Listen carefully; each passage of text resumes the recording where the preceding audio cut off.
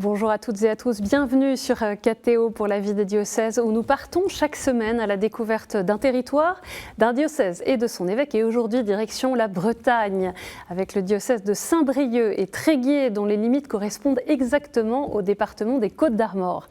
Dans cette édition, on découvrira la Maison Saint-Yves, une maison diocésaine qui s'appuie sur un riche patrimoine et qui demeure ouverte sur la ville de Saint-Brieuc.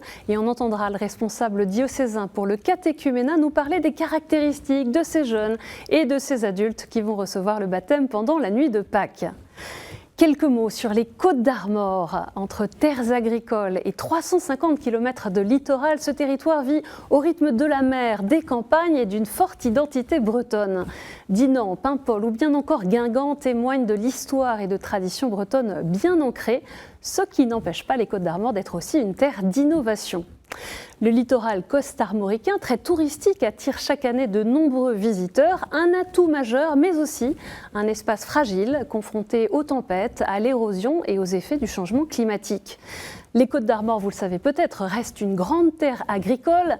Élevage, production laitière et industrie agroalimentaire constituent l'un des principaux moteurs de l'économie locale. Et pour parler du diocèse de Saint-Brieuc et Tréguier, je reçois son évêque, Monseigneur Denis Moutel. Bonjour Monseigneur.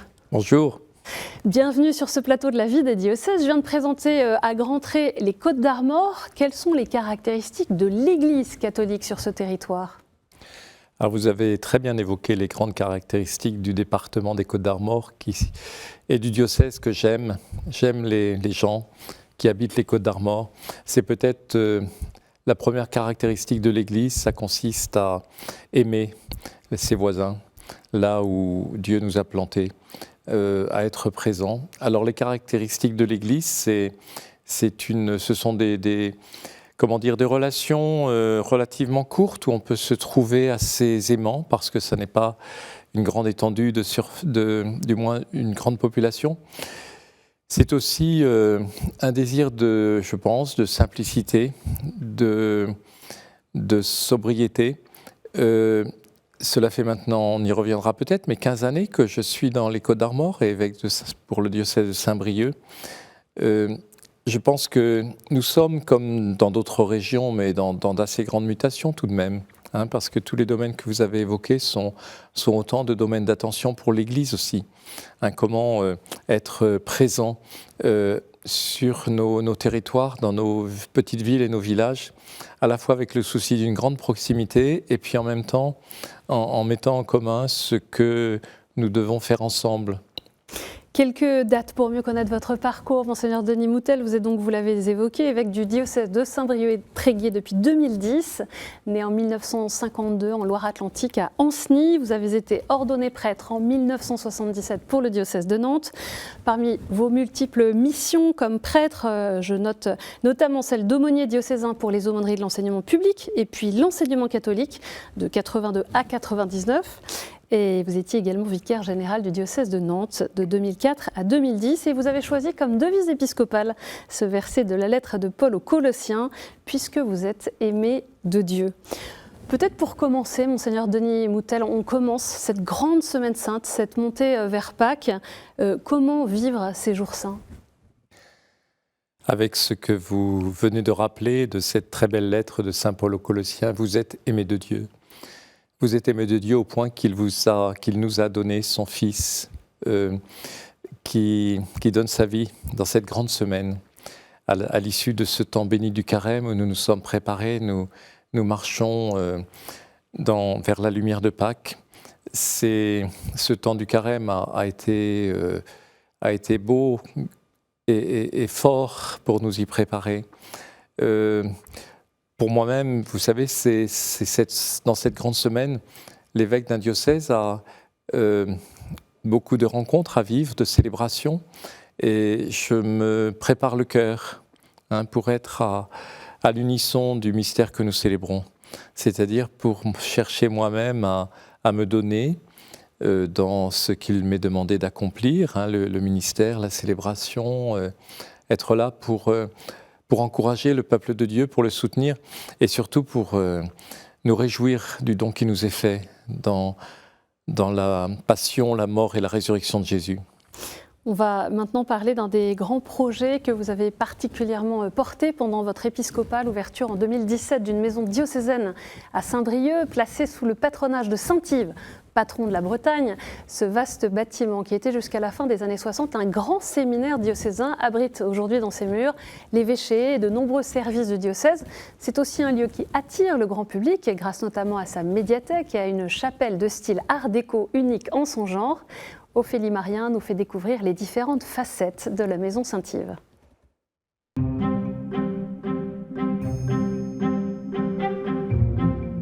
Chaque matin, à 10h30, les personnes travaillant à la maison Saint-Yves peuvent se retrouver autour d'un café. Depuis 2017, tous les services pastoraux, mais aussi la curie du diocèse de Saint-Brieuc, sont regroupés dans cette maison diocésaine. Ça nous a vraiment tous rassemblés, donc on se voit tous les jours. Dès qu'on a quand même des questions, c'est plus facile d'aller échanger de vive voix les uns avec les autres. On a plus envie du coup de porter des projets ensemble. Puis c'est vrai qu'on est quand même dans un cadre super agréable. Ce bâtiment de 6000 m², ancien grand séminaire de Saint-Brieuc, n'accueille pas seulement des bureaux ou des salles de réunion, mais aussi un espace d'exposition qu'apprécie beaucoup Henri, un briochin. Je suis très heureux de venir à la maison Saint-Yves assez régulièrement parce que je m'intéresse à l'art. Ça me plaît toujours de voir les belles expositions qu'il y a dans cette maison. Et puis moi ici, je viens pour me cultiver un petit peu pendant ma retraite.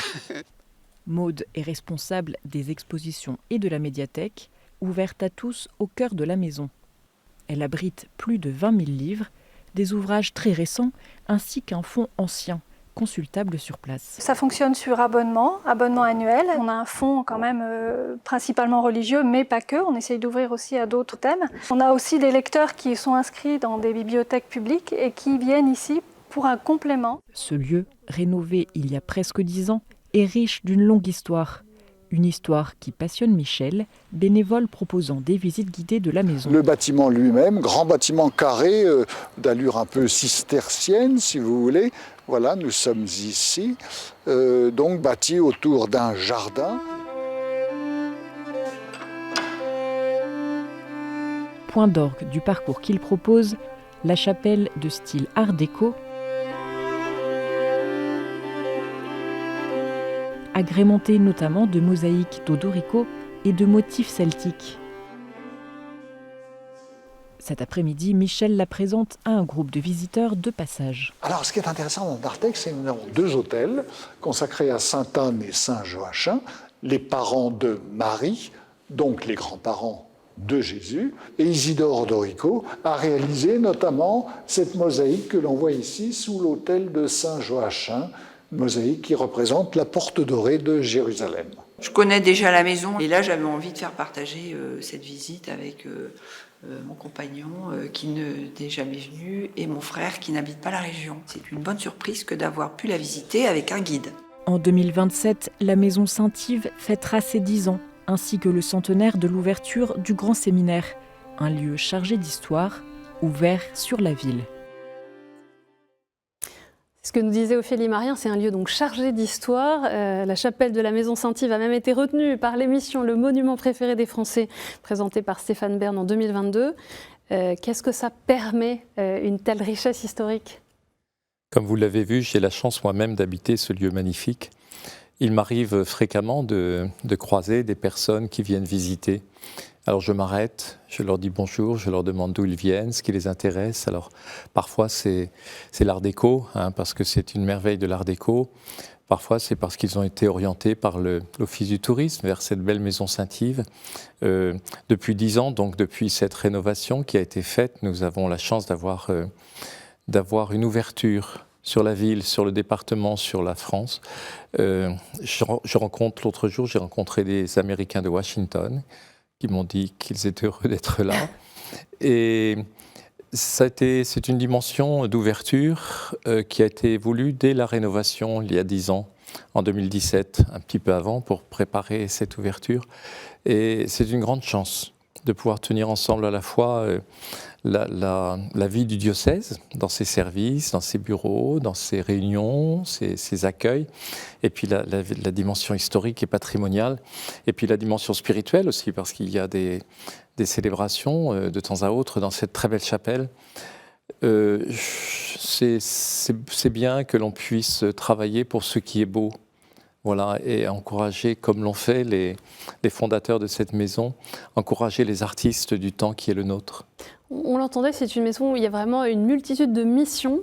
Qu'est-ce que permet justement ces nombreuses missions au sein d'un même lieu? Alors vous l'avez vu par la parole des guides qui reçoivent les personnes qui viennent là sans toujours savoir exactement où ils sont. Et je pense que ça permet un passage, pour certains, ceux qui le veulent, d'une dimension, d'une approche culturelle, de curiosité, à une approche peut-être, sinon chrétienne, du moins spirituelle, parce qu'ils sont saisis par la beauté du lieu. Parce qu'ils ressentent une forme de silence, déjà de recueillement. Les chants nous disent on se sent en paix quand on quitte dans cette maison.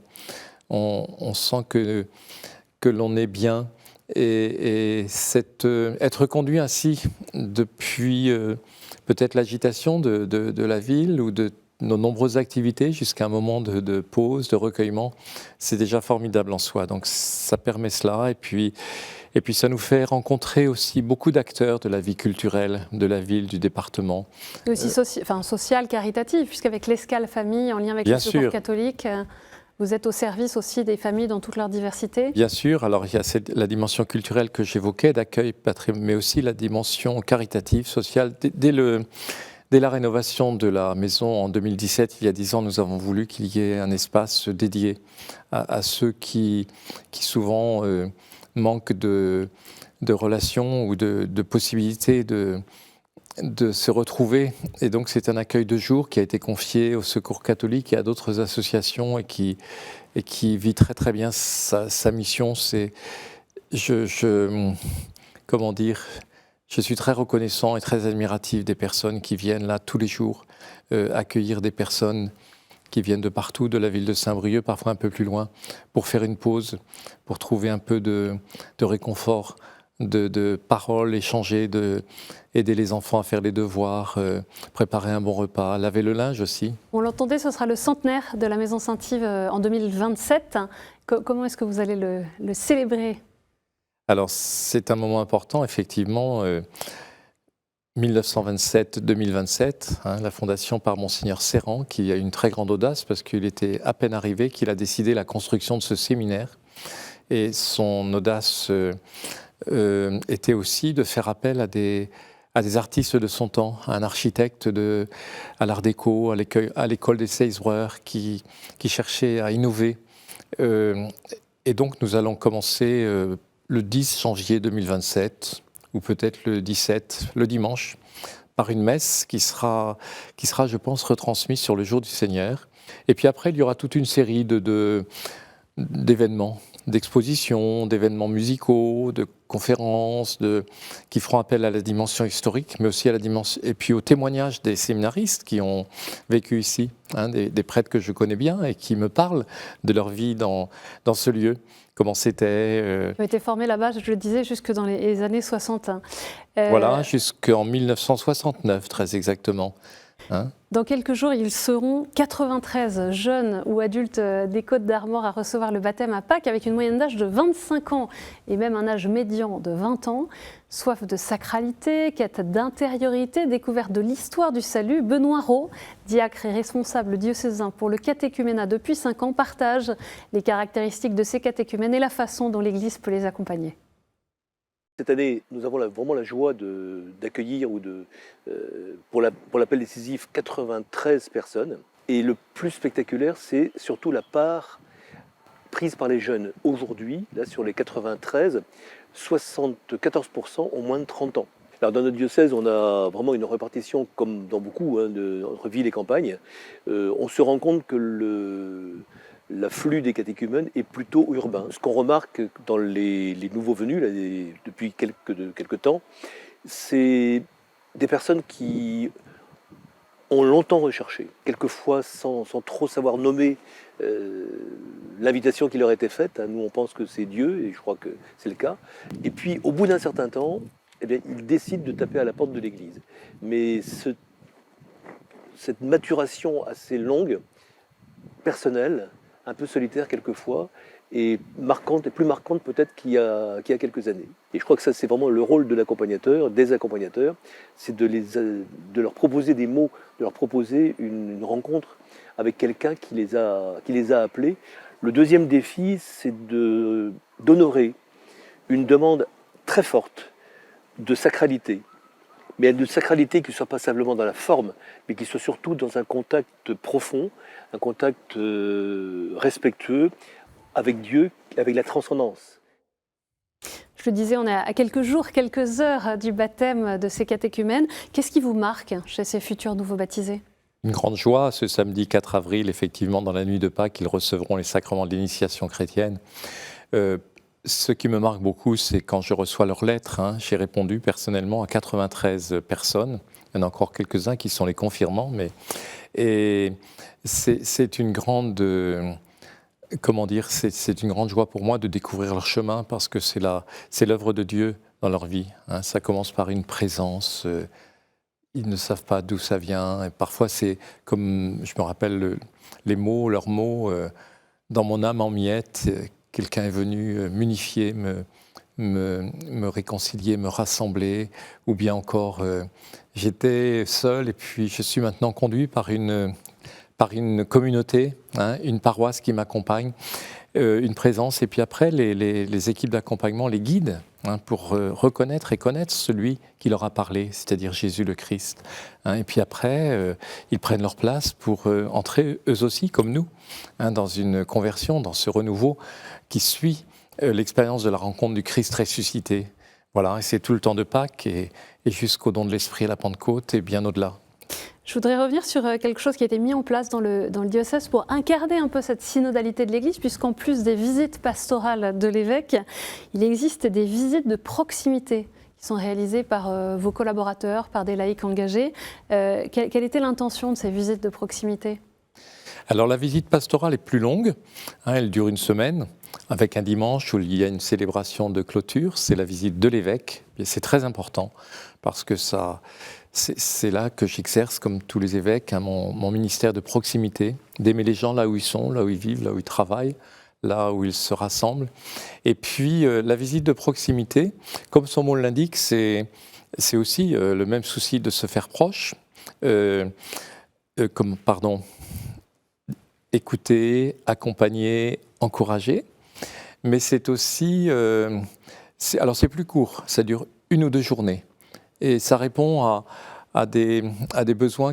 C'est parce que quelqu'un, une communauté l'a demandé. Venez nous voir. On aimerait que vous veniez nous voir pour nous aider à faire un pas dans nos choix pastoraux de la paroisse. Venez nous voir. Parfois, ça peut être parce qu'il y a une situation un peu difficile. Donc, on va se rendre compte un petit peu sur place. Alors, effectivement, c'est très important que je ne sois pas seul à faire ces visites. Et c'est sûrement dans l'esprit de synodalité, du synode de l'Église. L'évêque ne peut pas être tout seul pour exercer son ministère. Je le disais en introduction, l'identité bretonne fait bien sûr partie des caractéristiques du diocèse. Et puis dans l'expression de la foi, il y a les fameux pardons, dont l'un des plus célèbres dans les Côtes-d'Armor est le pardon de Saint-Yves à Tréguier. Comment est-ce que ces pardons très populaires sont une occasion d'annoncer l'Évangile ? Alors le pardon de Saint-Yves de Tréguier, bien sûr, qui est connu non seulement en Bretagne, mais dans toute la France et dans le monde entier, qui est le patron des juristes, des avocats. Cette année, ce sera le cardinal François Bustillo qui le présidera. Les pardons, c'est vraiment une expérience où la foi populaire, où chacun peut venir comme il est, tout simplement, sans façon, parce qu'on chante, on prie, on marche. Le pardon, c'est la célébration, c'est une procession, et puis après, c'est la fête aussi, où on s'assemble. C'est la réconciliation entre des gens qui ont besoin de se rencontrer de nouveau, entre 2 villages. Alors, le pardon de Saint-Yves, c'est le plus grand des pardons, mais il y en a beaucoup de différentes mesures, et c'est une grande chance pour moi, pendant toutes mes années d'épiscopat, d'avoir pu célébrer des pardons. Vous l'évoquez à demi-mot, puisque vous fêterez, Monseigneur Denis Moutel, vos 75 ans en janvier prochain, janvier 2027. Ce sera donc le moment de remettre votre démission, la démission de votre charge d'évêque au pape. Quel regard est-ce que vous portez sur ces années comme pasteur, comme évêque du diocèse de Saint-Brieuc et Tréguier ?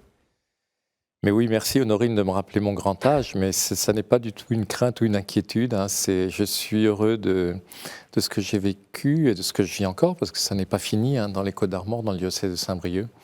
J'ai envie de dire que ma grande joie, c'est d'avoir pu rencontrer des personnes très diverses, d'avoir pu rencontrer des personnes qui se donnent dans ce qu'ils font, dans leur famille, dans leur profession, dans leur paroisse, et d'avoir beaucoup reçu de leur propre engagement. Je pense que la vie des chrétiens, des catholiques, là, mais des autres aussi, nourrit mon propre engagement, nourrit mon propre ministère. C'est en les voyant se mettre en peine pour les autres que moi aussi j'ai envie de me mettre en peine un peu pour les autres. On va passer, Monseigneur Denis Moutel, à la dernière partie de cette émission, les questions de terrain.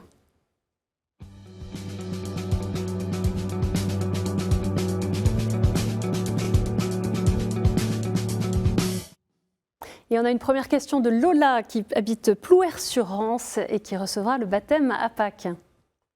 Bonjour Monseigneur, j'avais une question pour vous. Je voulais savoir quels conseils vous donneriez aux catéchumènes qui traversent des épreuves difficiles à quelques mois, quelques semaines, quelques jours de leur baptême. Merci Lola pour votre question. J'ai envie de vous dire que traverser l'épreuve, c'est le lot de tous ceux que le Christ est venu rencontrer. Ça fait partie de notre expérience chrétienne. Et être baptisé, confirmé, recevoir l'Eucharistie, c'est justement avoir confiance dans celui qui nous fait traverser avec lui les épreuves, celui qui nous tient dans la confiance, même dans les tempêtes. Donc j'ai envie de vous dire le mot du Seigneur au matin de la résurrection, n'ayez pas peur.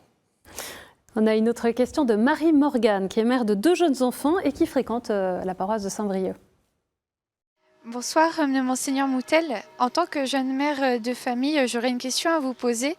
Quel conseil est-ce que vous pourriez nous donner pour pouvoir intégrer nos enfants à la messe, pour pouvoir leur faire découvrir ce trésor qu'est la messe au sein de la messe elle-même?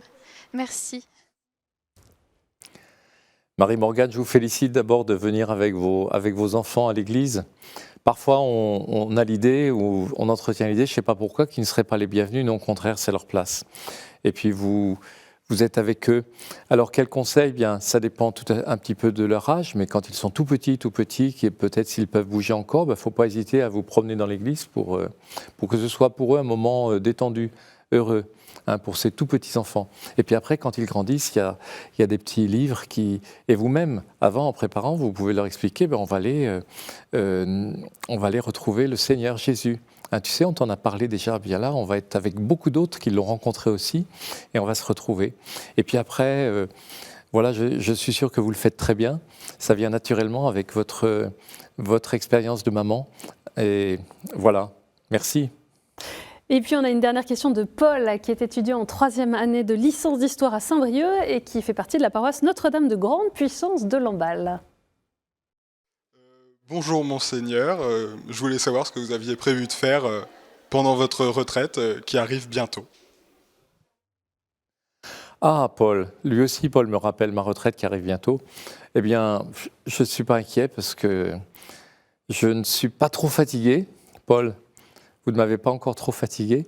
Et donc, je me mettrai à disposition de l'évêque qui voudra bien me dire, tiens, j'aurais besoin de toi, de ton service, peut-être à Nantes, puisque c'est là mon origine. En tout cas, peut-être qu'il y a un moment, quand on arrive à ce moment de la retraite, évêque, où il faut penser à se poser un peu, se reposer, non, mais bien penser à ce passage, parce que c'est un vrai passage. Et puis ensuite, continuer son chemin de chrétien, d'évêque, en continuant ce qu'il m'a été donné de faire déjà et qui m'a rendu parfaitement heureux. Voilà, je ne sais pas, peut-être que je verrai un tout petit peu plus ma famille ou que j'irai peut-être marcher un petit peu plus sur les chemins que j'aime bien. Peut-être que je ferai un peu plus de cuisine moi-même. Je ne sais pas, il faudra inventer, hein. Merci beaucoup, Monseigneur Denis Moutel, d'être venu sur le plateau de la vie des diocèses. Pour en savoir plus sur le diocèse de Saint-Brieuc et Tréguier, rendez-vous sur le site internet saintbrieuc-tréguier.catholique.fr.